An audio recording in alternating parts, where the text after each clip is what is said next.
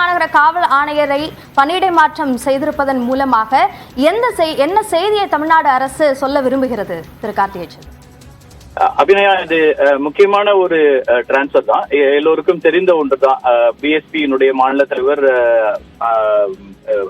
Armstrong படுகொலை செய்யப்பட்ட உடனடியாக எடுக்கப்பட்டிருக்கக்கூடிய ஒரு நடவடிக்கை இது. தொடர்ச்சியா நீங்க பார்க்கலாம், ரெண்டு முக்கியமான சம்பவங்கள்ல அது ஒரு பெரிய சம்பவங்களாக இருக்கிறது. உடனடி நடவடிக்கை இருக்கு. கள்ளக்குறிச்சியை பொறுத்த வரைக்கும் அதே போல பெரிய அளவுக்கு இறப்புகளை பார்த்தது அந்த விஷச்சாராய சாவுகள், கள்ளச்சாராய சாவுகள், மரணங்கள்ல. அதே போல இந்த ஆம்ஸ்ட்ராங் படுகொலை அப்படிங்கிறதும் இதுல பல்வேறு வியூகங்கள் உடனடியாக கைது செய்யப்பட்டிருக்கிறாங்க, சரண்டர் ஆயிட்டாங்க. இதெல்லாம் கடந்து இந்த சம்பவத்திற்கு உடனடியாக ஒரு பெரிய அளவுல நடவடிக்கை எடுக்கப்பட வேண்டும் அப்படிங்கிறதுல முதலமைச்சர் உறுதியா இருந்திருக்காரு. நேரடியாக இது நாம் அறிந்த வரைக்கும் மூத்த அதிகாரிகள், முதலமைச்சருடைய நேரடி தொடர்புல இருக்கக்கூடியவங்க அல்லது அமைச்சர் பெருமக்கள் அப்படின்னு பலருக்குமே இந்த செய்திங்கிறது ஊடகங்கள் வாயிலாக தெரியக்கூடிய செய்தியாக தான் மாறி இருக்கு இந்த நடவடிக்கை என்பது.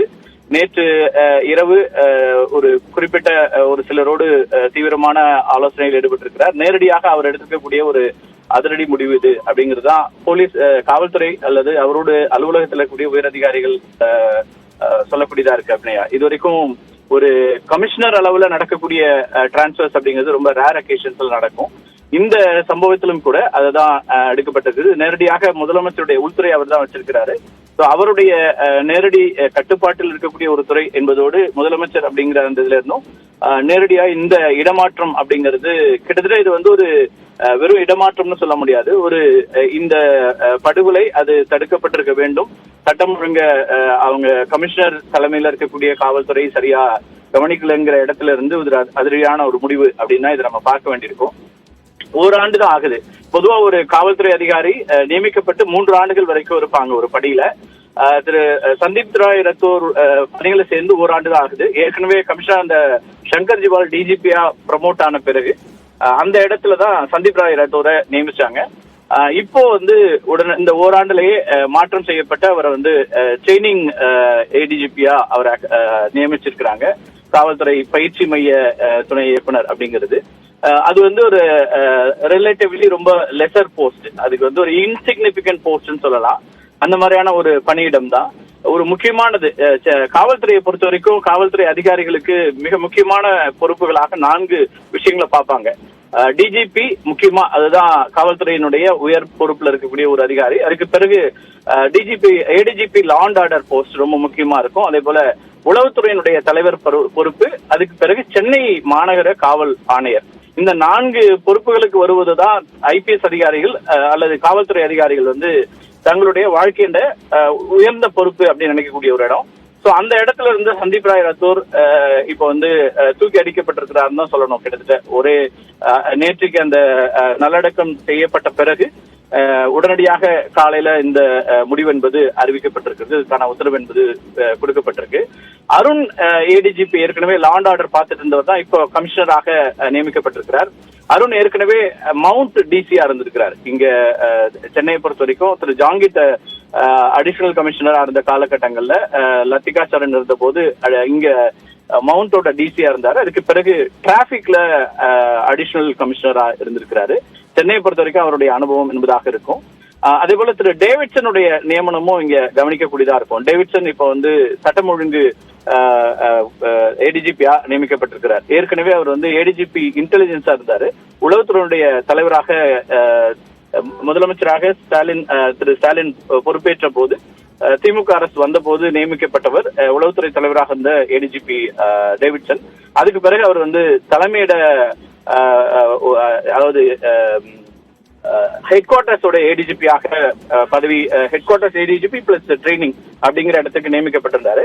அங்கிருந்து இப்போ அவர் கூடுதல் பொறுப்பாக தான் அந்த ட்ரைனிங் இருந்தது. ட்ரைனிங் தான் இப்போ சந்தீப் ராய் ரத்தோருக்கு ஒதுக்கப்பட்டிருக்கிறது. சட்டம் ஒழுங்குக்கான law and order ADGP law and order அப்படிங்கிற இடத்துல திரு தேவாஸ் நிர்வாகம் நியமிக்கப்பட்டிருக்கிறாரு.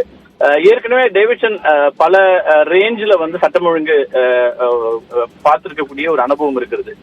எஸ்பியா இருந்த காலத்துல கடலூரோட எஸ்பி அப்படிங்கிற இடத்துல இருந்து பல மாவட்டங்கள்ல பணியாற்றி இருக்கிறாரு. அதுக்கு பிறகு கோயம்புத்தூரோட கமிஷனர், மதுரை கமிஷனர், இதெல்லாமே சட்டம் ஒழுங்கு சார்ந்த பொறுப்புகளாக தான் இருந்தது. அதே போல மேற்கு மண்டல ஐஜி அப்படின்னு பல பொறுப்புகள்ல இருந்திருக்கிறாரு. சட்டம் ஒழுங்கு அப்படிங்கிறது வந்து முற்றிலும் ஒரு வித்தியாசமான ஒரு பணி. எனவே சட்டம் ஒழுங்கு ஏடிஜிபி அப்படிங்கிறது தான் ரொம்ப முக்கியமா.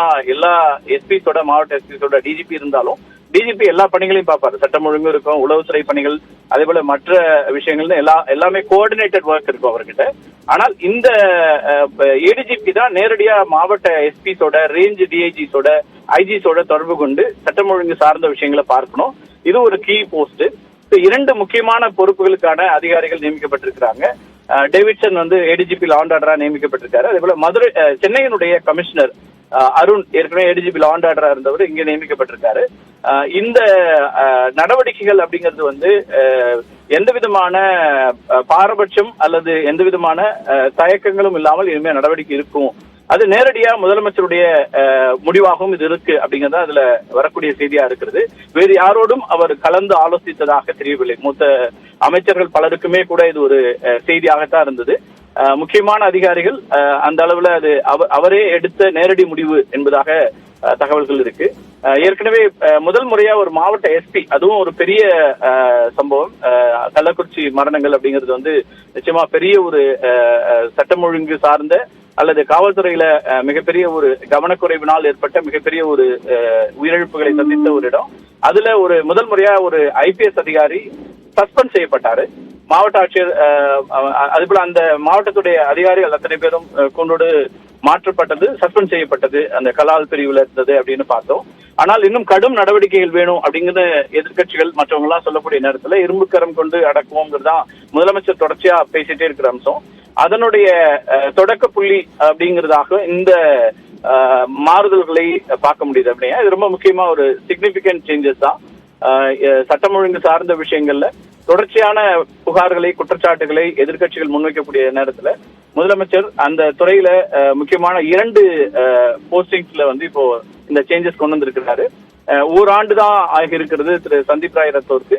ஆனாலும் அங்கிருந்து உடனடியாக அவர் வந்து விடுவிக்கப்பட்டு ஒரு இன்சிக்னிபிகண்டான ஒரு பொசிஷனுக்கு நியமிக்கப்பட்டிருப்பது என்பது ஒட்டுமொத்த காவல்துறைக்குமான ஒரு மெசேஜும் கூட அதை சொல்ல முடியும். இதுல வந்து அதிரடி நடவடிக்கைகள் தொடரும் அப்படிங்கிறது தான் நமக்கு கிடைக்கக்கூடிய செய்தியாகவும் இருக்கு. அக்னியா, பொறுப்பிலிருந்து தவறினால் பாரபட்சமின்றி நடவடிக்கை எடுக்கப்படும் என்பதைத்தான் தமிழ்நாடு அரசு இந்த நடவடிக்கை மூலமாக உணர்த்துகிறது என்ற கருத்தை தெரிவித்திருக்கிறீர்கள். விவரங்களுக்கு நன்றி திரு கார்த்திகேயன்.